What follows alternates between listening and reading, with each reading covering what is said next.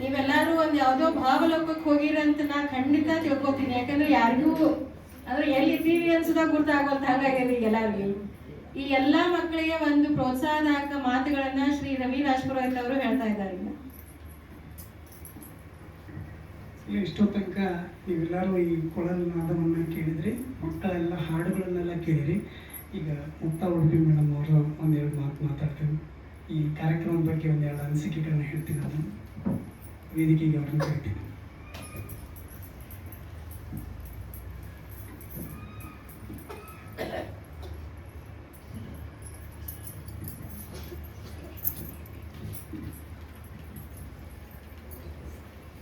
ಎಲ್ಲರಿಗೂ ನನ್ನ ನಮಸ್ಕಾರ.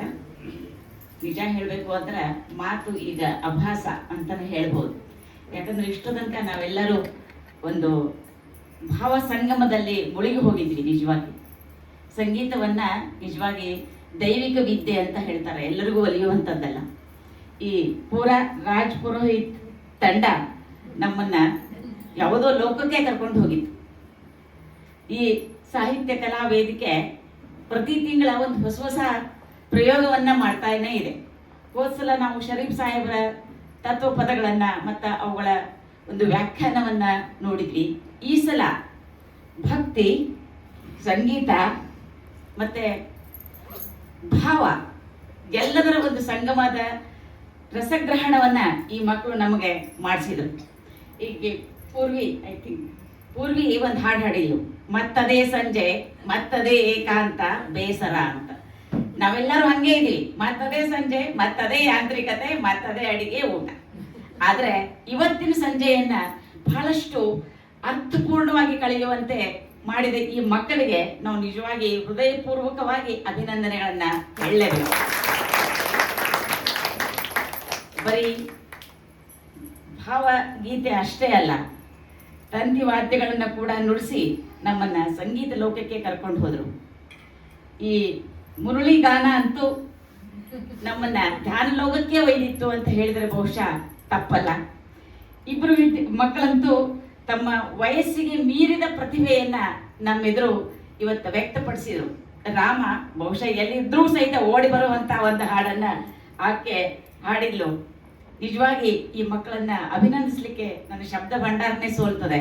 ಜೊತೆಗೆ ಇಂತಹ ಕಾರ್ಯಕ್ರಮವನ್ನ ಅರ್ಥಪೂರ್ಣವಾಗಿ ಭಾವಸಂಗಮದಲ್ಲಿ ಮುಳುಗಿಸುವಂತೆ ಒಂದು ಏರ್ಪಡಿಸಿದಂತ ಈ ಸಾಹಿತ್ಯ ಕಲಾ ವೇದಿಕೆಗೆ ನಮ್ಮ ಹೃತ್ಪೂರ್ವಕವಾದಂತ ಅಭಿನಂದನೆಗಳು.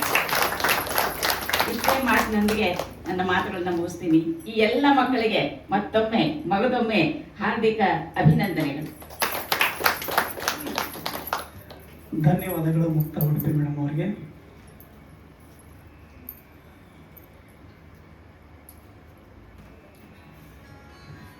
ನಿಮಗೆಲ್ಲ ಗೊತ್ತಿರೋ ಹಂಗೆ ನಾವು ಸಾಹಿತ್ಯ ಕಲಾ ವೇದಿಕೆಯಿಂದ ಇವತ್ತಿನ ಸಂಚಿಕೆಯನ್ನು ಹಿಡಿದ್ರೆ 11ನೇ ಸಂಚಿಕೆಯನ್ನು ಪ್ರತಿ ತಿಂಗಳು ತಪ್ಪದೇ ಮಾಡ್ಲಿಕ್ಕತ್ತೀವಿ. ಯಾವುದೇ ಎಲ್ಲ ಕ್ಯಾಲೆಂಡರ್ ಒಳಗೂ ಕೊನೆಯ ಭಾನುವಾರ 6ರಿಂದ 9 ಬ್ಲಾಕ್ ಆಗಿಬಿಟ್ಟಿರ್ತದೆ. ಸೊ ಅಷ್ಟೊಂದು ನೀವೆಲ್ಲ ಪ್ರೇಕ್ಷಕರು, ಈ ಕಲಾ ಆಸಕ್ತರು, ಸಾಹಿತ್ಯ ಆಸಕ್ತರು ಇಲ್ಲಿ ಬಂದು ಇಲ್ಲಿ ಸೇರ್ತೀರಿ.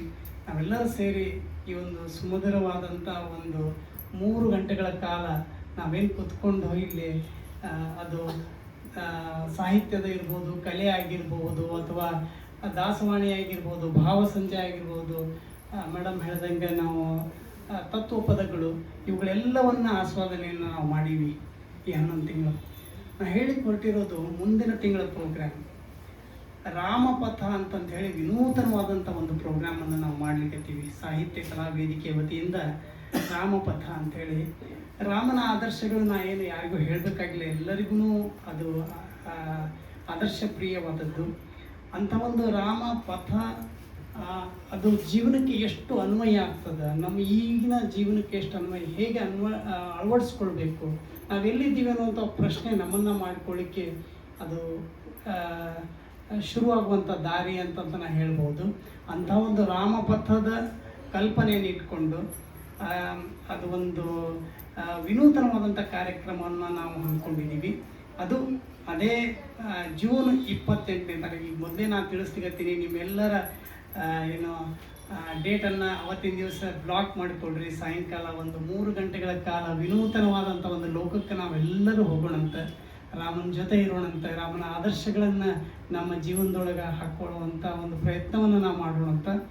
ಅಂಥ ಒಂದು ಕಾರ್ಯಕ್ರಮ ಮೋಸ್ಟ್ಲಿ ನಮ್ಮ ಎಲ್ಲರೂ ನಿಮಗೆ ಯಾರ್ಯಾರಿಗೆ ಗೊತ್ತಿದೆಯೋ ಅಂಥವ್ರಿಗೆಲ್ಲರಿಗೂ ಬರ್ಲಿಕ್ಕೆ ಹೇಳ್ರಿ ಅವತ್ತಿನ ಕಾರ್ಯಕ್ರಮಕ್ಕೆ.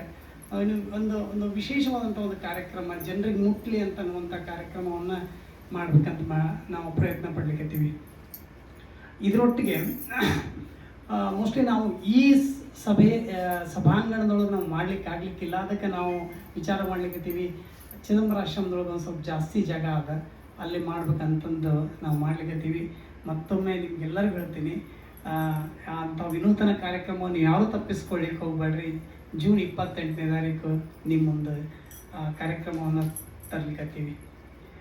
ವಿಶೇಷವಾಗಿ ಗಾಯಕರು ಇರ್ತಾರೆ. ರಾಮನ ಲೀಲೆಗಳು ಬಾಲ್ಯದಿಂದ ಹಿಡ್ಕೊಂಡು ಇಲ್ಲಿ ತನಕ ಅಂದ್ರೆ ಒಂದು ಎಪಿಸೋಡ್ ಒಳಗೆ ನಾವು ಎಲ್ಲವನ್ನು ತೊಗೊಂಡು ಹೋಗ್ಲಿಕ್ಕಾಗಿಲ್ಲ. ಸಾಧ್ಯವಾದಷ್ಟು ನಾವು ಕವರ್ ಮಾಡ್ತೀವಿ. ಅದನ್ನು ನಮ್ಮ ಜೀವನಕ್ಕೆ ಹೆಂಗೆ ಅನ್ವಯ ಆಗ್ತದೆ, ನಾವು ಎಲ್ಲಿ ಇದಾಗ್ಲಿಕತ್ತೀವಿ, ಎಡವಲಿಕತ್ತೀವಿ, ಅಥವಾ ನಮ್ಮನ್ನು ನಾವು ಪ್ರಶ್ನೆಯನ್ನು ಮಾಡಿಕೊಳ್ಳುವಂಥ ಒಂದು ಸಂದರ್ಭ ಎದುರಾಗ್ತದೆ. ಅಂಥ ಒಂದು ವಿನೂತನ ಕಾರ್ಯಕ್ರಮ ತಪ್ಪದೆ ನೀವೆಲ್ಲರೂ ಆ ಕಾರ್ಯಕ್ರಮಕ್ಕೆ ನೀವು ಬರಬೇಕು ಅಂತ ಹೇಳ್ತಾ, ಇವತ್ತಿನ ಈ ಕಾರ್ಯಕ್ರಮ ಮಕ್ಕಳೆಲ್ಲವನ್ನು ಮಕ್ಕಳ ಪ್ರತಿಭೆ ಎಷ್ಟದಂತಂದ್ರೆ, ಈಗ ಅವರು ಮನೆಯೊಳಗೆ ಹಾಡಿದಾಗ ನಾ ಅಲ್ಲೇ ತಪ್ತಿದ್ದಿ, ನೀ ಇಲ್ಲಿ ತಪ್ತಿ ಅಂತಂದು ನಾನು ಹೇಳ್ತಿರ್ತೀನಿ. ಹೇಳಿದಾಗ ಇಲ್ಲಿ ಕುತ್ಕೊಂಡು ಕೇಳಿದಾಗ ಇನ್ನೊಮ್ಮೆ ಒನ್ಸ್ ಮೋರ್ ಹೇಳುವಂಥ ಒಂದು ಅವಕಾಶ ನಮಗೂ ಬಂದದ ಅಂತಂದು ಅನಿಸ್ತದೆ. ಅಂಥ ಒಂದು ವಿನೂತನವಾದ ಕಾರ್ಯಕ್ರಮಗಳು ಮಕ್ಕಳೆಲ್ಲವನ್ನು ಕೊಟ್ಟಾರ. ಅವರಿಗೆ ಸಾಹಿತ್ಯ ಕಲಾ ವೇದಿಕೆ ವತಿಯಿಂದ ನಮ್ಮ ಆಶೀರ್ವಾದಗಳನ್ನು ನಾವು ಹೇಳ್ತೀವಿ. ಯಾಕಂದರೆ ಇನ್ನೂ ಮಕ್ಕಳಿದ್ದಾರೆ, ಬೆಳೆಯುವಂಥ ಮಕ್ಕಳಿದೆ. ಅದಕ್ಕೆ ಅವ್ರು ಇನ್ನೂ ಅವ್ರ ಭವಿಷ್ಯ ಸಂಗೀತದೊಳಗೆ ಉಜ್ವಲವಾಗಲಿ ಅಂತಂದು ಹೇಳಿ ನಾವು ಆಶಿಸ್ತೀವಿ. ಆಮೇಲೆ ಅಷ್ಟೇ, ಈಗ ಬರೀ ಹಾಡಿದ್ರೆ ಸಾಲಂಗಿಲ್ಲ, ಅದ್ರ ಜೊತೆ ತಬಲಾ ಬೇಕು, ಇಲ್ಲಿ ಸಂವಾದಿನಿ ಬೇಕು. ಅಷ್ಟು ಅರ್ಥಪೂರ್ಣವಾದಂತಹ ಒಂದು ಸಂವಾದಿನಿ ಮತ್ತು ಅರ್ಥಪೂರ್ಣವಾದಂಥ ಒಂದು ತಬಲಾ ರಾಮು ಅವರು ಮತ್ತು ಕನಯ್ಯ ಅವರು ಒದಗಿಸ್ಕೊಟ್ಟಾರೆ. ಅವ್ರನ್ನ ವೇದಿಕೆ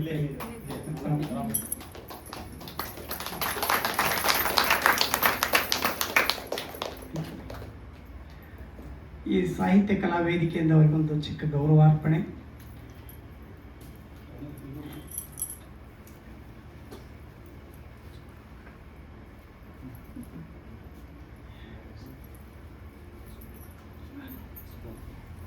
ಸುಬ್ಬಣ್ಣ ಸರ್ ವೇದಿಕೆ ಬಂದು ಅವ್ರಿಗೆ ಗೌರವಾರ್ಪಣೆ ಮಾಡಬೇಕಂತ ಕೇಳ್ಕೊಳ್ತೀನಿ.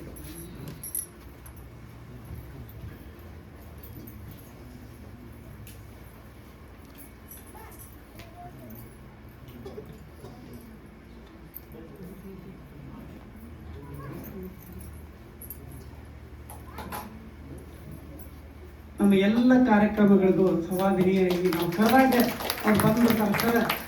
ಅವರು ಸಹ ಅವರು ಕ್ಯಾಲೆಂಡರ್ ಬ್ಲಾಕ್ ಮಾಡ್ಕೊಂಡ್ಬಿಡ್ತಾರೆ ಅಂತಂದು ನನಗೆ ಅನಿಸ್ತದೆ. ಅಂತ ಒಂದು ಯಶಸ್ವಿಯಾಗಿ ಹಾರ್ಮೋನಿಯಂ ನುಡಿಸಿ ನಮ್ಮೆಲ್ಲರ ಮನವನ್ನು ತಣಿಸ್ಯಾರ. ಅವರಿಗೆ ಸಾಹಿತ್ಯ ಕಲಾ ವೇದಿಕೆಯಿಂದ ಪೂರ್ವಕ ಧನ್ಯವಾದಗಳನ್ನ ಅರ್ಪಿಸ್ತೀನಿ. ಅಷ್ಟೇ ಸಮರ್ಥವಾಗಿ ಇಲ್ಲೇ ಹಿರಿಯರಾದ ಸುಬ್ಬಣ್ಣ ಸರ್ ಒಂದೆರಡು ತಮ್ಮ ಮಾತುಗಳನ್ನ ಮಾಡ್ತಾರೆ. ಎಲ್ಲರಿಗೂ ನಮಸ್ಕಾರ. ಮೊಟ್ಟ ಮೊದಲು ಇವತ್ತಿನ ಕಲಾವೇದಿಕೆಯಲ್ಲಿ ವಿಧಾನಿಗಳಿಗೆ ಒಂದು ಕಾರ್ಯಕ್ರಮ ಕೊಟ್ಟು ಅದಕ್ಕೆ ಮೊಟ್ಟ ಮೊದಲು ಅವರಿಗೆ ನಾವು ಕೃತಜ್ಞತೆ ಸಲ್ಲಿಸ್ತೀವಿ. ಯಾಕಂದರೆ ಇಂಥ ಕಾರ್ಯಕ್ರಮ ಆಗುವುದು ಭಾಳ ಅಪರೂಪ. ನಮ್ಮ ರಾಜಪುರೋಹಿತ ಸರು ಸಹೋದರರು ಹಾಗೂ ನಮ್ಮ ಜೋಶಿಯವರು ಅವರು ಇಂಥ ಕಾರ್ಯಕ್ರಮ ಇಲ್ಲಿ ಏನು ಏರ್ಪಡಿಸಿದ್ದಾರೆ ನಮ್ಮೆಲ್ಲರಿಗೂ ಭಾಳ ಒಂದು ಸಂತೋಷದ ಇದು ಅಂತ ಹೇಳ್ಬೋದು. ಇವತ್ತಿನ ಸಂಜೆ ನಿಜವಾಗಿಯೂ ಭಾಳ ಒಂದು ಮಹತ್ವಪೂರ್ಣ ಕಾರ್ಯಕ್ರಮ ಅಂತ ಹೇಳ್ಬೋದು. ನಾನು ಸಾಹಿತ್ಯನೂ ಅಲ್ಲ, ಕಲಾಕಾರನೂ ಅಲ್ಲ, ನಾನು ಸಾಹಿತ್ಯ ಅಭಿಮಾನಿ ಅಷ್ಟೇ. ನಾನು ಮಾತಾಡಲಿಕ್ಕೆ ಬರೋದಿಲ್ಲ. ಆದರೂ ಸಹಿತ ಇವತ್ತಿನ ಈ ಕಾರ್ಯಕ್ರಮ ಇವತ್ತು ನಮ್ಮಲ್ಲಿ ನಡೀತಾ ಇದೆ. ಭಾಳ ಚೆನ್ನಾಗಿದೆ, ಅದ್ಭುತ ಕಾರ್ಯಕ್ರಮ. ಇಂಥ ಕಾರ್ಯಕ್ರಮ ಸಿಗೋದು ಅಪರೂಪ. ಇಂಥ ಕಾರ್ಯಕ್ರಮಗಳನ್ನು ಮುಂದೆ ನಡೆಸ್ಕೊಂಡು ಹೋಗಬೇಕು. ಮತ್ತು ನಮ್ಮ ರಾಜಪುರ ಹೇಳಿದ ನೆಕ್ಸ್ಟ್ ಮಂತ್ ಜೂನ್ದಲ್ಲಿ ದೊಡ್ಡ ಕಾರ್ಯಕ್ರಮ ಹಮ್ಮಿಕೊಂಡಿದ್ದಾರೆ. ಇಂಥ ಕಾರ್ಯಕ್ರಮ ನಡೀಲಿ. ಆದರೆ ಜೊತೆಗೆ ಏನಂದರೆ ಅಷ್ಟೊಂದು ನಮ್ಮಿಂದನೇ ರೆಸ್ಪಾನ್ಸ್ ಸಿಗ್ತಾ ಇಲ್ಲ. ಅವ್ರು ಎಷ್ಟು ಕಷ್ಟಪಟ್ಟು ಅರೇಂಜ್ಮೆಂಟ್ ಮಾಡಿ ಧಾರವಾಡದಿಂದ ಬಂದು ಇಲ್ಲೆಲ್ಲ ಕಾರ್ಯಕ್ರಮ ಮಾಡಿ ನಮ್ಮಲ್ಲಿಲ್ಲ. ಕೆಲವು ಕೆಟ್ಟ ಅನ್ನಿಸ್ತದೆ. ಫೋನ್ ಮಾಡಿ ಕಳಿಸ್ಕೊಳ್ಳುವಂಥ ಪ್ರಸಂಗ ಬೆಳಲಿಕ್ಕೆ ನೀವು ಸರಿ ಹೆಣ್ಮಕ್ಳು ತಮ್ಮ ಟಿ ವಿ ಕಾರ್ಯಕ್ರಮ ಬಿಟ್ಟು ಇದರಿಂದ ಅಟೆಂಡ್ ಆಗ್ತಾರಲ್ಲ, ಅದೊಂದು ನಾವು ಕಲಿಯೋಕೆ ಭಾಳ ಅಪ್ರಿಷಿಯೇಟ್ ಮಾಡ್ಬೋದು. ಇಂಥ ಕಾರ್ಯಕ್ರಮಕ್ಕೆ ನೀವೆಲ್ಲರೂ ಬರಲಿ, ಹೆಚ್ಚಿಗೆ ಇದು ಮಾಡಲಿ, ಕಾರ್ಯಕ್ರಮ ನಡೆಸೋಬೇಕು. ಅದು ಎಂತಿಂಥ ಕಾರ್ಯಕ್ರಮ, ಈಗ 11 ಕಾರ್ಯಕ್ರಮ ನೋಡಿದರೆ ಎಲ್ಲೋ ಬೆಳೆಯಲ್ಲೋ ಹುಬ್ಬಳ್ಳಿಯಲ್ಲೋ ಎಲ್ಲೋ ಕಾರ್ಯಕ್ರಮ ಅರ್ನೈಟ್ ಮಾಡಿ ಹೋಗ್ಲಿಕ್ಕಾಗ್ಬೋದು. ಅಂತ ನಾನು ಇದ್ದಲ್ಲಿ ನಮ್ಮ ಇಂಥಲ್ಲಿ ಕರೆಸಿ ನಮ್ಮ ಕಾರ್ಯಕ್ರಮ ಕೊಡ್ತೀವಿ ಅಂತ ನಾವು ಗಮನಿಸಲು ಸಹಿತ ಹೆಚ್ಚಿಗೆ ಆಸ್ತಿ ವಹಿಸಬೇಕಿದೆ. ನಮಗೆ ಇಂಥ ಬಿಡುವು ಮಾಡ್ಕೊಂಡು ಇಂಥ ಕಾರ್ಯಕ್ರಮಕ್ಕೆ ನಾವು ಸಪೋರ್ಟ್ ಕೊಟ್ಟರೆ, ಪ್ರೋತ್ಸಾಹ ಕೊಟ್ಟರೆ ಇನ್ನೂ ಬೆಳೀತದೆ. ಅವುಗಳಿಗೆ ಪುಟಾಣಿಗಳಿಗೆ ಪ್ರೋತ್ಸಾಹ ಕೊಡಿ. ನನ್ನ ಒಂದೇ ಸಜೆಷನ್ನು ಅವ್ರು ಕೇಳಿದರು, ಆದಷ್ಟು ಯುವ ಪ್ರತಿಭೆಗಳಿಗೆ ನಾವು ಆದ್ಯತೆ ಅವ್ರಿಗೆ ಪ್ರೋತ್ಸಾಹ ಕೊಡಬೇಕು. ಇದರಿಂದ ನಮ್ಮ ಒಂದು ಕಲಾ ಇದು ಏನಿದೆ ಅದು ಬೆಳೀತದೆ ಮತ್ತು ಅವ್ರಿಗೆ ಮುಂದುವರಿಲಿಕ್ಕೆ ಒಂದು ಪ್ರೋತ್ಸಾಹ ಸಿಕ್ತು ಅಂದರೆ ದೊಡ್ಡ ಕಲಾವಿದರಾಗ್ತಾರೆ. ಅವರೆಲ್ಲರಿಗೂ ನಾನು ನನ್ನ ಶುಭಾಶಯಗಳನ್ನು ತಿಳಿಸಿ ಇಂಥ ಕಾರ್ಯಕ್ರಮ ನಡೀಲಿ, ಎಲ್ಲರಿಗೂ ಶುಭವಾಗಲಿ ಮತ್ತು ಇಷ್ಟೆಲ್ಲ ಹೇಳಿ ನನ್ನ ಈ ಮಾತನ್ನು ಸುಬ್ಬಣ್ಣ ಸರ್ ನಮ್ಮ ಕಾರ್ಯಕ್ರಮಕ್ಕೆ ಯಾವುದೋ ಕಾರ್ಯಕ್ರಮ ತಪ್ಪಿಸಂಗಿಲ್ಲ. ಯಾವಾಗಾದರೂ ಬಂದು ಇಲ್ಲಿ ನಮ್ಗೆ ಬಂದು ಕಾರ್ಯಕ್ರಮದಲ್ಲಿ ಭಾಗವಹಿಸಿ ಪ್ರೋತ್ಸಾಹ ಕೊಡ್ತಾರೆ, ಫೋನ್ ಮಾಡಿ ಹೇಳ್ತಾರೆ. ಆಮೇಲೆ ಇನ್ನೊಬ್ಬರು ನಮ್ಮ ತಬಲಾ ಸಾತ್ನಲ್ಲಿ ಕನಯ್ಯ ಕಡೆಕಲ್ ಅವರು, ಅವ್ರನ್ನ ಅವರಿಗೆ ಗೌರವಾರ್ಪಣೆ ಸುಬ್ಬಣ್ಣ ಸರ್ ಅಂತೀವಿ. ವಿಶ್ವನಾಥ್ ಅವರು ಸಿದ್ಧಲಿಂಗೇಶ್ವರ ಅವರು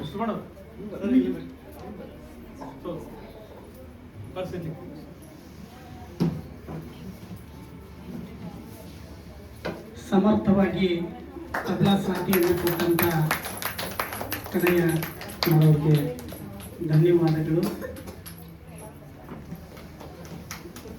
ಇವರು ಸಹ ನಮ್ಮ ಎಲ್ಲ ಕಾರ್ಯಕ್ರಮಗಳು ನಡೀತಾ ಅವ್ರಿಗೆ ಗೊತ್ತಿರ್ತದೆ. ಅವರು ತಮ್ಮ ಕ್ಯಾಲೆಂಡರ್ ಬ್ಲಾಕ್ ಮಾಡಿಬಿಟ್ಟಿರ್ತಾರೆ. ಅಷ್ಟೊಂದು